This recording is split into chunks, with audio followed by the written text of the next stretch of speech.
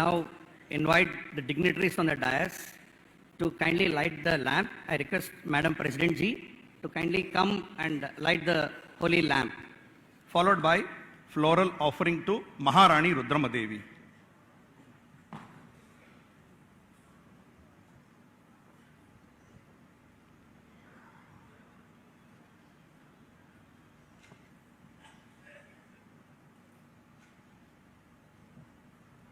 हो मैया जय हो दंतेश्वरी मैया जय हो दंतेश्वरी तोरे जैसे अगम पार हो माँ हो मैया जय हो दंतेश्वरी मैया जय हो दंतेश्वरी तोरे जैसे अगम पार हो माँ तही हवस वो दुर्गा भवानी तही हवस वो दुर्गा भवानी तही हवस माँ काली हो तही हवस माँ दुर्गा भवानी तही हवस माँ काली वो तही हवस मोर शारदा माई तही हवस मोर शारदा माई I request Honorable President to kindly offer floral tributes to Maharani Rudramadevi. जय हो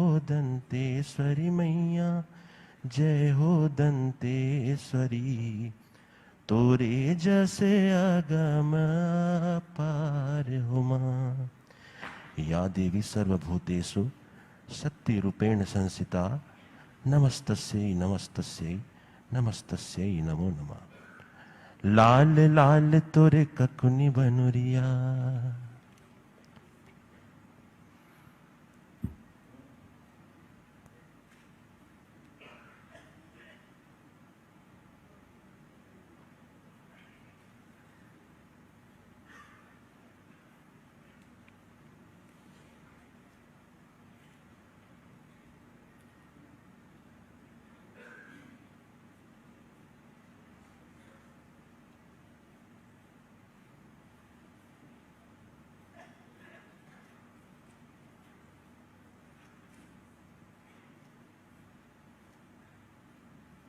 I now request our Prajna Pravaha National Convener Shri Nandakumar Ji to formally welcome the President, dignitaries and all participants of Lok Manthan 2024 Bhagyanagar.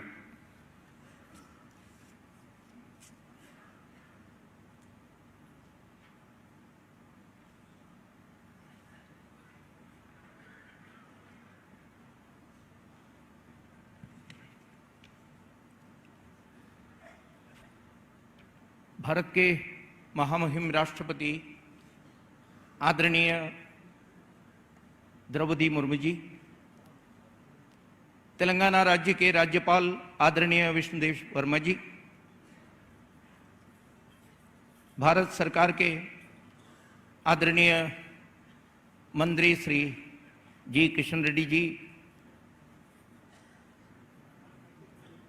राष्ट्रीय स्वयंसेवक संघ के परम पूजनीय सरसंघचालक doctor Mohan Rao Bhagavat जी, तेलंगाना राज्य महिला एवं बाल कार्य मंत्री श्रीमती सीताका गारू, लोकमंथन स्वागत समिति के कार्याध्यक्ष एवं प्रज्ञा भारती के मार्गदर्शक श्री हनुमान चौधरी गारू, भारत के सभी राज्यों से एवं विश्व भर से भी आए सभी प्रतिभागी बंधु, वक्ता लोग, सभी लोगों को मेरा विनम्र वंदन। लोकमंथन के चौथे संस्करण का उद्घाटन अभी थोड़ी देर में भारत के महामहिम राष्ट्रपति जी के कर कमलों द्वारा होने वाला है।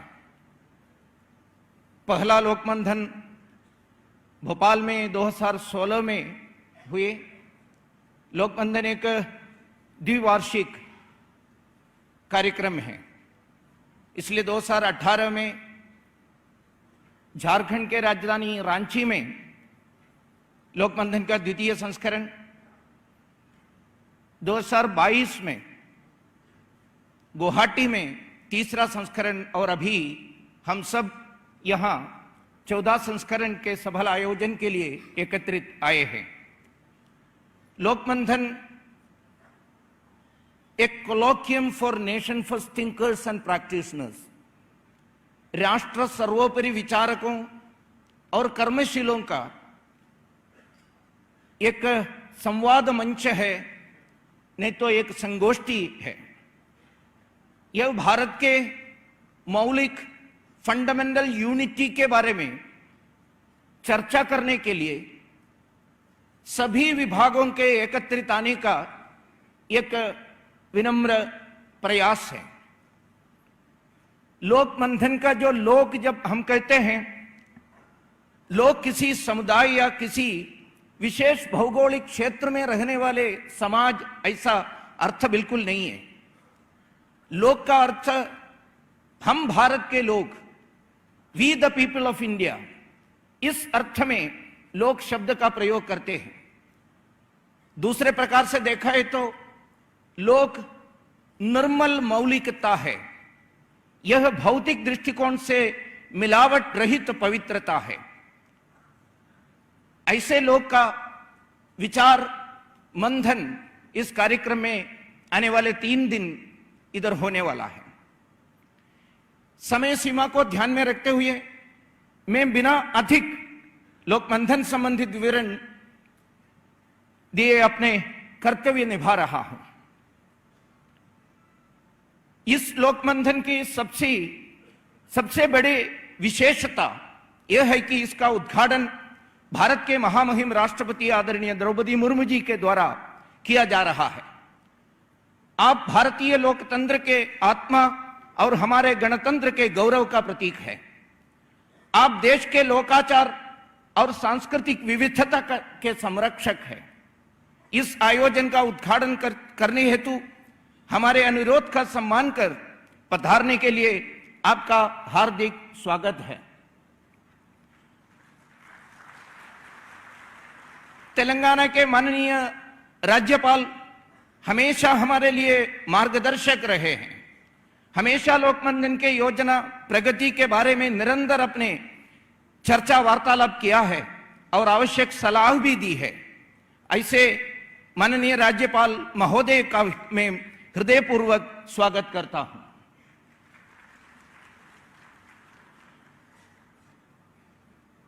आदरणीय केंद्रीय कोयल एवं खान मंत्री श्री जी किशन रेड्डी गारू जी, लोकमंथन के सफल आयोजन के लिए बनाया हुआ इस स्वागत समिति के आप अध्यक्ष भी हैं। केवल मंत्री या केवल अध्यक्ष के रूप में नहीं, हम सभी के साथ एक कार्यकर्ता के रूप में शुरू से लेकर गत 3 महीनों से काम करने वाले अपने आदरणीय किशन रेड्डी गारू को मैं हार्दिक स्वागत करता हूं। राष्ट्रीय स्वयंसेवक संघ के पूजनीय सरसंघ चालक डॉक्टर मोहन राव भागवत जी पूरे समय लोकमंथन में रहने वाले हैं।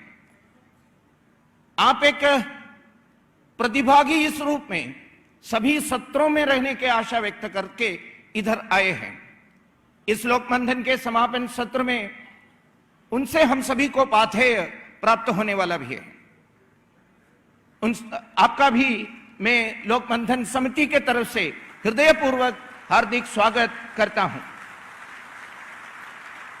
संस्कृति की शक्ति और सौंदर्य के अद्भुत सांस्कृतिक एकता के प्रतीक तेलंगाना राज्य के गवर्नमेंट सरकार के प्रतिनिधि इस रूप में तेलंगाना राज्य के minister of women and child welfare Shrimati Seethakka garu यहां उपस्थित हैं।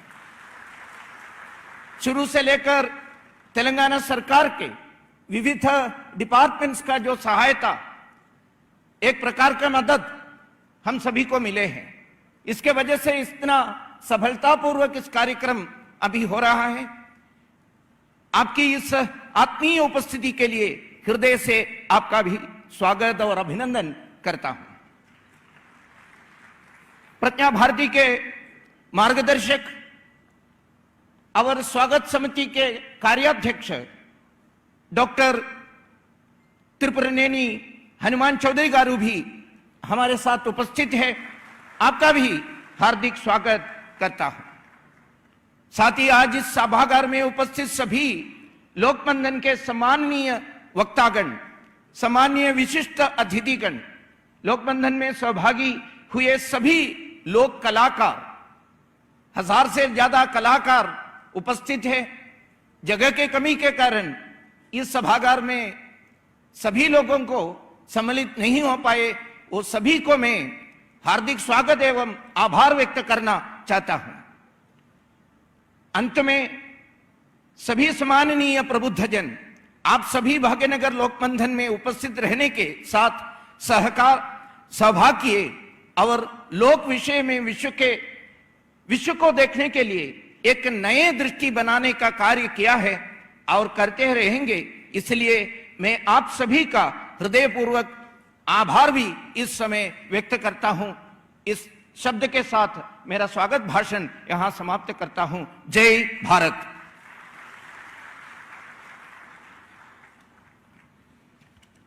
धन्यवाद नंदकुमार जी। It is our honorable President's presence here has motivated us in a very big way. Thank you for inviting all the guests on the dais. Now, we shall offer a small token of our gratitude to President by felicitating her. I request the team to help Kishan Reddy Garu to present Maharani Rudramadevi to Honorable President of Bharat.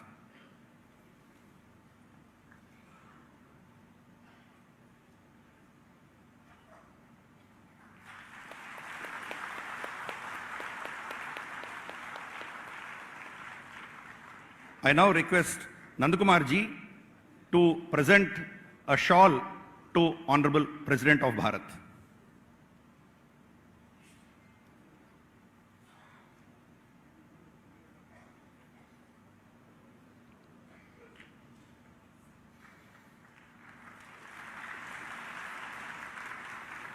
I request Sri Nandakumar ji to present a shawl to Honorable Governor of Telangana.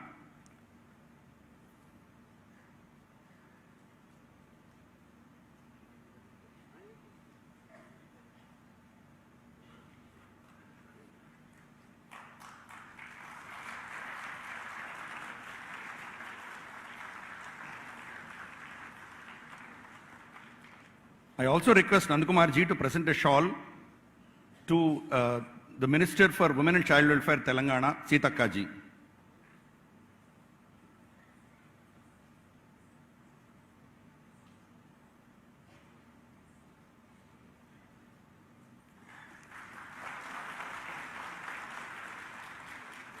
I request Dr. Hanuman Chaudhary Garu, Padma Shri Awardee, Chairman of Pragya Bharati, to present a shawl to Manya Sarsang Chalak ji on this occasion.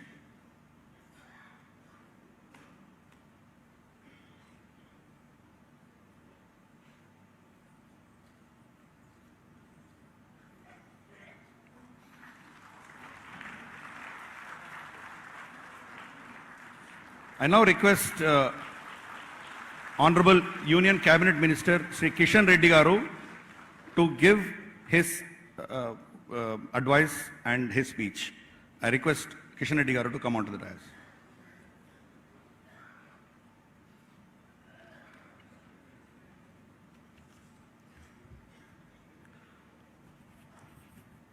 Bharat माता की।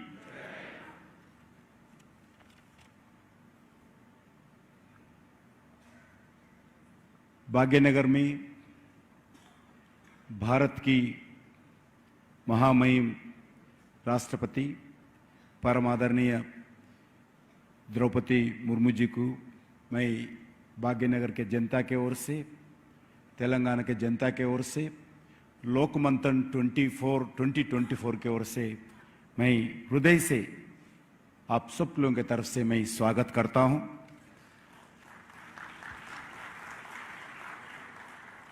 राष्ट्रीय स्वयंसेवक संघ के सरसंघ चालक परम पूजनीय doctor Mohan Bhardwaj जी को मैं हृदय से इस कार्यक्रम में स्वागत करता हूं। वैसा ही हमारे तेलंगाना के honourable governor of Telangana Shri Vishnudev Varma ji को भी मैं स्वागत करता हूं। परम पूजनीय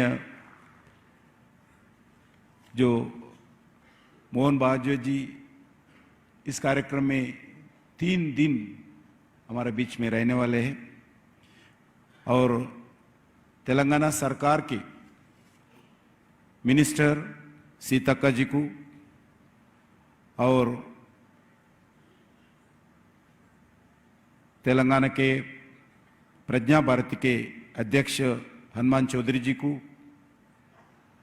अखिल भारतीय प्रज्ञा प्रवाह के संयोजक नंद कुमार जी को और केंद्र सरकार के मेरा साथी मंत्री बंडी संजय जी को, तेलंगाना सरकार के मंत्री कृष्णा राव जी को और सभी महानुभावों को, इस कार्यक्रम में उपस्थित teachers, doctors, academicians, social workers, thinkers, professionals, young minds, artists, writers, singers, विभिन्न राज्यों से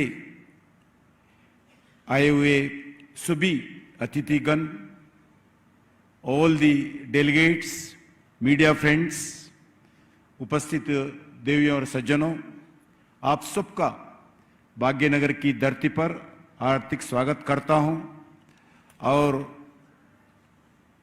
हम सब जानते हैं कि नंद कुमार जी लोकमंथन के बारे में परिचय किया है। लोकमंथन राष्ट्र प्रथम की भावना से काम करने वाले एक नॉन पॉलिटिकल ऑर्गेनाइजेशन है। लोकमंथन भारतीय लोक परंपरा, भारतीय संस्कृति, भारतीय कला, भारतीय आदिवासी जनजीवन, भारतीय सामाजिक एकता, भारतीय ज्ञान विज्ञान संपदा, भारतीय knowledge system, education, health and medicine, temple science, environment आदि सहित विभिन्न क्षेत्रों में भारतीय लोक विचार, भारतीय लोक व्यवहार, भारतीय लोक व्यवस्था की विभिन्न धाराओं पर मंथन करने वाली राष्ट्रवाद संस्था लोकमंथन है। आज से 3 दिन होने वाली इस कार्यक्रम में सामूहिक मंथन में देश के आप सबके scholars, teachers, accommodations, thinkers, social activist सभी लोग भाग लेने वाले हैं। मुझे लगता है कि यहाँ एक राष्ट्रवाद का और राष्ट्रीय एकता का संचार करने वाली एक कुंभ मेला इस 3 दिन में होने वाला है, जिसके चिंतन मंथन से भारतीय समाज को एक नया रूप और नया दिशा मिलने वाला है। लोकमंथन भारत की वर्तमान और भविष्य की समस्याओं के समाधान के लिए नहीं बल्कि विश्व के कल्याण के लिए भी एक मंथन होने वाला है। इस संदर्भ में मैं ट्राइबल लाइफस्टाइल पर जरूर चर्चा करना है। हम 3 दिन भी प्रथम रूप से ट्राइबल के लाइफस्टाइल भी चर्चा करेंगे। आज हम सब दुनिया के कॉन्फ्लिक्ट और क्लाइमेट चेंज जैसे समस्याओं को देख रही हैं, तब ट्राइबल लाइफस्टाइल हम कई समस्याओं का समाधान देती है। आदिवासी लोगों का परंपरा, आदिवासी समाज का अलग अलग उत्सव, आदिवासी का जीवन शैली, आदिवासी का खान पान, वेशभूषा और प्रकृति के साथ मिलकर मनाते हैं। हमारे जनजाति प्रकृति के साथ मिलकर श्रेष्ठ जीवन जीते हैं और विभिन्न कलाओं पर सबसे श्रेष्ठ है। प्राचीन काल से ही जल, जंगल, जमीन जानवर के साथ जनजाति समाज जीवन गुजारते हैं और उनका इतिहास भी है। रिड्यूस, रीयूज और रिसाइकिल जनजाति जीवन के बहुत प्राचीन कॉन्सेप्ट है। आज हम फिर से उस परंपराओं को जीवंत करने के लिए सभी समाज का जिम्मेदारी है, जरूरत भी है। ब्रिटिशर्स की डिवाइड एंड रूल पॉलिसी के कारण जनजाति समाज और उनके भारतीय समाज के बीच दूर करने का प्रयास किया है। लोकमंथन कार्यक्रम में हम सब मिलकर ऐसी अनेक विषयों पर चर्चा, संवाद और मंथन करने वाले हैं। मुझे पूर्ण विश्वास है लोकमंथन कार्यक्रम में विकसित भारत का जो अभियान देश भर में चल रही है, ये 3 दिन का बैठक भी उस विकसित भारत के लिए एक माइलस्टोन साबित करते हुए अलग अलग सुझाव देंगे। मैं फिर एक बार आप सबका इस भाग्यनगर में लोकमंथन 2024 के तरफ से, सभी ऑर्गेनाइजेशन के तरफ से आप सब लोगों को हृदय से मैं स्वागत करता हूं। जय हिंद, वंदे मातरम, भारत माता की जय।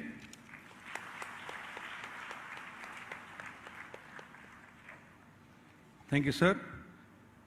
I would now request Honorable Governor of Telangana to release a book titled Lok Avalokan. This is in 2 volumes. He shall present the first set to Honorable President of Bharat.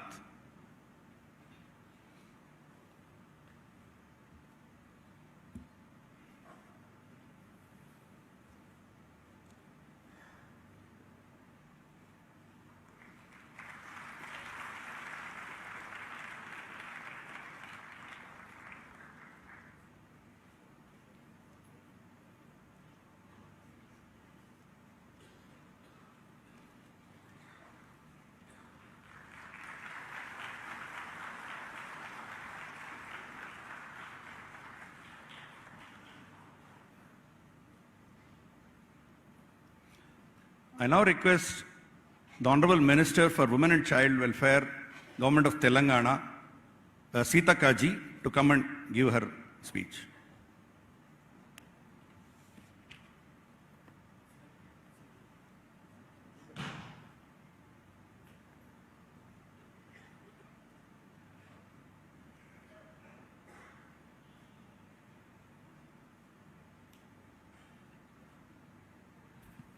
ఈనాటి కార్యక్రమానికి ముఖ్య అతిథులుగా విచ్చేసినటువంటి పెద్దలు గౌరవనీయులు మన రాష్ట్రపతి గారికి, అదేవిధంగా పెద్దలు గవర్నర్ గారికి, రెస్పెక్టెడ్ కిషన్ రెడ్డి గారు సెంట్రల్ మినిస్టర్ గారికి, అదేవిధంగా పెద్దలు గౌరవనీయులు భగవత్ గారికి, ఇతర పెద్దలందరికీ కూడా హృదయపూర్వక స్వాగతం.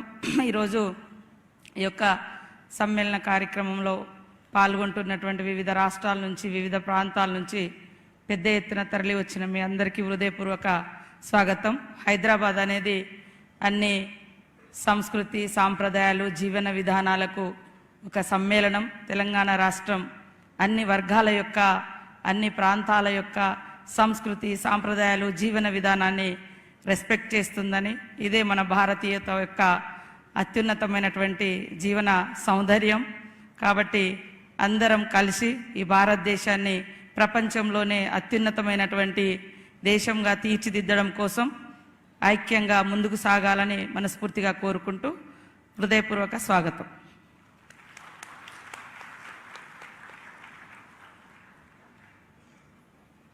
Thank you, ma'am. I now request His Excellency the Honorable Governor of Telangana, Shri Jishnudev Verma ji, to give his message.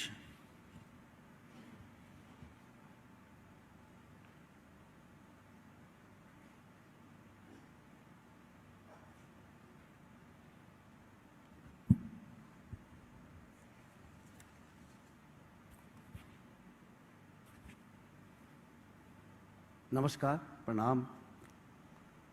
Honorable President of India, Srimati Draupadi Murmu ji, Dr. Mohan Bhagwat ji, respected Sar Sangha Chalak RSS, Honorable Union Minister of Coal and Mines, Sri G. Kishan Reddy, Srimati Sitaka, Honorable Minister of Panchayati Raj and Women and Child Development, Government of Telangana, Sri T. Hanuman Chaudhary, Working President and Reception Committee, distinguished guests, ladies and gentlemen, a very good morning to you all. It is a profound privilege to address this august gathering at the inaugural session of the 4th edition of Lok Manthan, Bhagyanagar 2024, a colloquium that celebrates the essence of Bharatiyata, the indomitable spirit of India.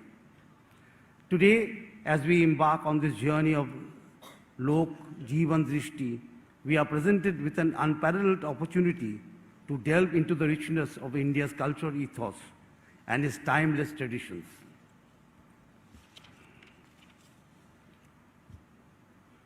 Bharat, the cradle of one of the world's oldest civilizations, has always been a beacon of diversity, harmony, and intellectual prowess. In the words of Dr. B.R. Ambedkar, it is the unity of culture that is the basis of our nationalism. This unity, deeply embedded in our civilizational ethos, is not merely an idea, but a living reality manifested in the lives of ordinary people across our vast nation. India is a land where diversity thrives in every aspect: language, religion, cuisine, art forms. Yet beneath this vibrant diversity lies the unifying thread of Bharatiyata. As we stand here in a city that exemplifies the confluence of cultures and traditions, we must recognize and celebrate the integral role that each region, including the Northeast, plays in the shaping the collective identity of Bharat. Bharat's history is replete with examples of robust intellectual traditions, from the dialogues of the Upanishads to the Shastras of ancient scholars. Debate and discussion have been the cornerstones of our civilizational growth. It is heartening to see Lok Manthan 2024 providing a platform for thinkers, artists, academicians to come together and deliberate on our shared heritage. Over the centuries, our nation has endured invasions and colonization, which not only targeted our land and people, but also attempted to distort our cultural and intellectual fabric. Artificial dichotomies, tribal versus non-tribal, rural versus urban, were imposed to fragment our unity. As Swami Vivekananda famously said, the longest night seems to be passing away, the soul of the nation is awaking. This edition of Lok Manthan is particularly exhilarating as it brings together diverse streams of thought from Lok Sahitya, Lok Arthashastra, Lok Paryavaran, Lok Suraksha and Nyaya, etc. Each session is a testament to the richness of our traditions and the need to integrate them into our contemporary discourses. Let us remember the words of the Rig Veda, which says, "Let us move forward together, speak together, and let our minds be in harmony." Our youth must be encouraged to embrace rational inquiry and celebrate our indigenous knowledge systems. By doing so, they will be better equipped to counter divisive forces and uphold the ideas of unity, harmony, and universal brotherhood. In conclusion, I extend my heartfelt appreciation to the organizations of Lok Manthan 2024 for curating such a meaningful platform, and I especially thank Nandakumar ji for doing so. May this program strengthen the bonds that unite us and pave the way for a brighter, harmonious future. Thank you. Dhanyavad. Namaskar, Pranam. Jai Hind, Jai Bharat, Bharat Mata ki Jai.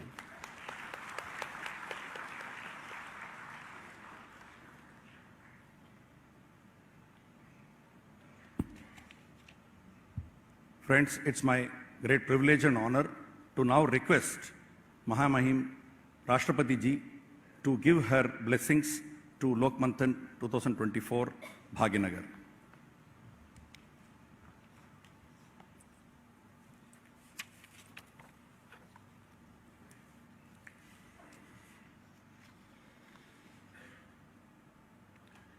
Lokmanthan 2024 के कार्यक्रम में उपस्थित तेलंगाना के राज्यपाल श्री जिष्णु देव वर्मा जी, केंद्रीय कोयला एवं खान मंत्री और लोकमंथन के अध्यक्ष श्री जी किशन रेड्डी जी, तेलंगाना सरकार के मंत्री श्रीमती डी अनुसुया सीतक्का जी, राष्ट्रीय स्वयंसेवक संघों के सरसंघ चालक डॉक्टर मोहन भागवत जी, प्रज्ञा प्रभाव के अखिल भारतीय संयोजक श्री जी नंद कुमार जी, रिसेप्शन कमेटी के कार्यकारी अध्यक्ष डॉक्टर टी हनुमान चौधरी जी, अन्य गणमान्य अतिथिगण, देवियों और स्वजन, लोकमंथन का उद्घाटन करके मुझे बहुत प्रसन्नता हो रही है।